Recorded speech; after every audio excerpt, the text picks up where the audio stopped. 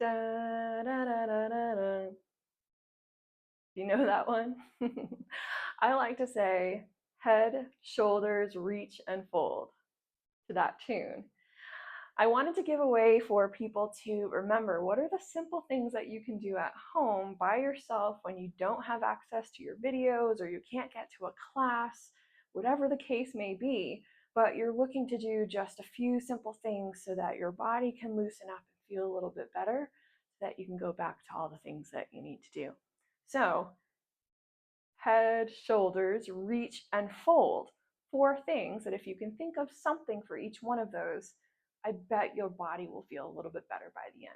So, starting with the head, I almost always, like to start just moving side to side.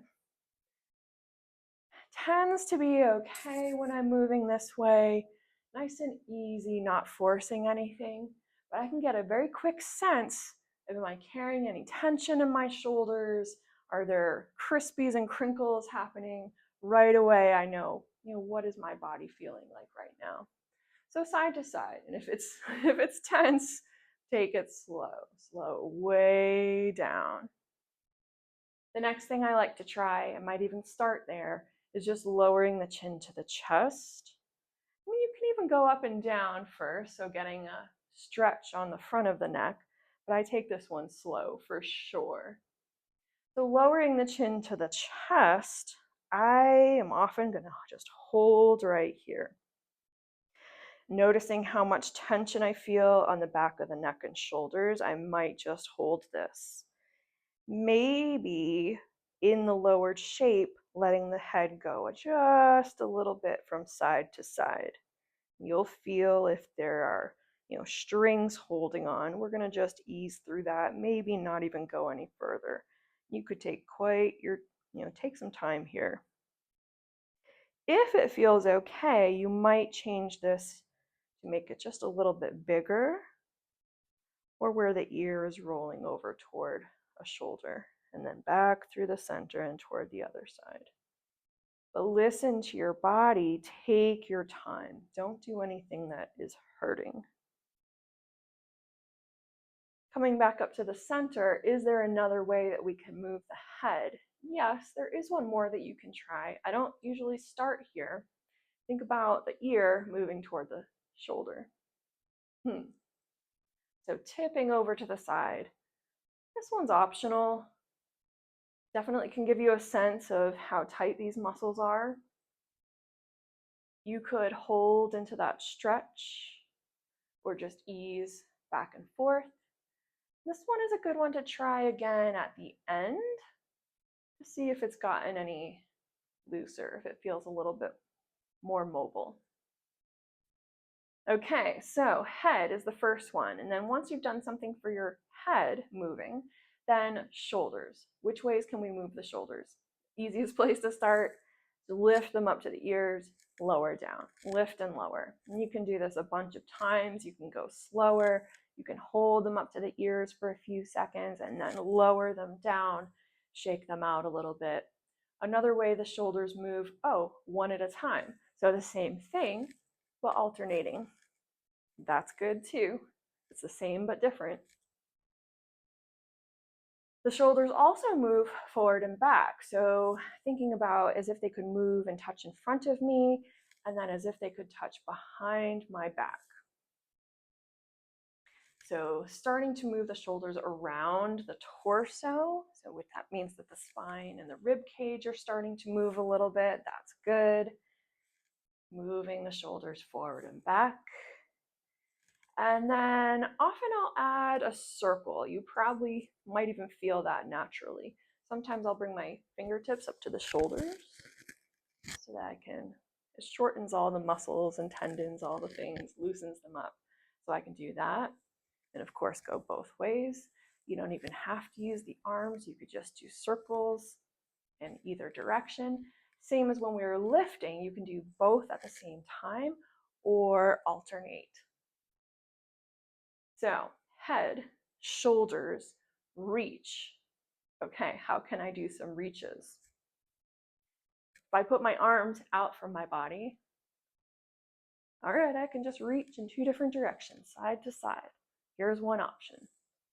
I can already feel things moving in my spine. Any of those little things that feel like they're holding on in there kind of loosen up a little bit. So side to side is one option. Another one that probably comes to mind is reaching up overhead, taking some breath up there, reaching out through the fingertips. You can stay static, of course. You could be sitting. You don't have to move around, but that feels good for me right now. So reaching up and reaching down, or one at a time. So reaching out to the side, up and over, nice and long. Either holding in that shape or alternating, so like a sway from side to side, or reaching out. Think about lengthening. So there we go, some more reaches. Another one I like to do is bring both hands up toward the shoulders and then reaching up overhead, alternating for this one. So again, you can probably see it's not just my arms, the rib cage starts to lift. We're making space on the side of the body. Good, so that's another reach. Another thing we can do is change directions. Which ways can we reach? So just think about any way you can reach. Across. A little higher, a little lower. Just right in front of you. You don't even have to go far. You do this in the car, right? Okay, so some reaches in all directions. And one more you might not think about that could be good. Reach across with one arm, and then the same arm reaches open. So across and open. And it doesn't matter, you could do just level with the shoulder. But if you're gonna reach up to that top shelf behind you and get something, reaching in all different directions. Head, shoulders, reach. The fourth one is fold. So how can we fold the body so that our two halves are closer together, right? Easiest one that probably comes to mind is folding the top half down closer to the bottom half. So step your feet apart. That will make it a little bit easier. Bend your knees. That will also take stress out of the back of the legs. Fold maybe to a piece of furniture, coffee table, stool. Maybe you can reach the floor or anything that's on the floor. And then let the head hang over. Keep the knees bent. They don't have to be straight. We're just compressing the front of the body, bringing upper body to lower body, folding. You might shake the head, yes and no, or wiggle the shoulders a little bit. Taking a breath. You can bend and straighten at the knees. And then find your way back up. So that's standing, but it doesn't have to be standing.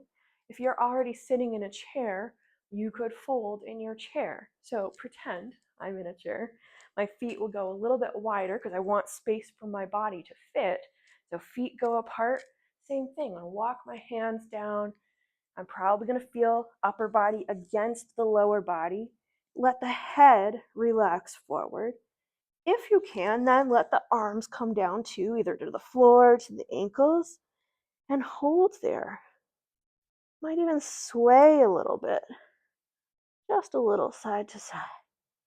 Let the head hang off of the spine, breathing, and then walk yourself back up. One more option for folding that might be obvious is if you want to get down to the floor, you have some more options.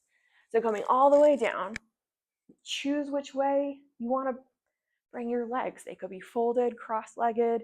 They could be a little bit wide. They could be together. If I have my feet wide, I have space for the body. So bringing the legs apart. I like to sit tall first because it pulls things all the way up the back of the legs, but I'm going to soften the knees and then walk myself forward using the hands for support. I'll let the upper body come down. Head just hangs. And similar to some of the other things, you could stay static in the stretch, Or maybe we have a little bit of a sway from side to side.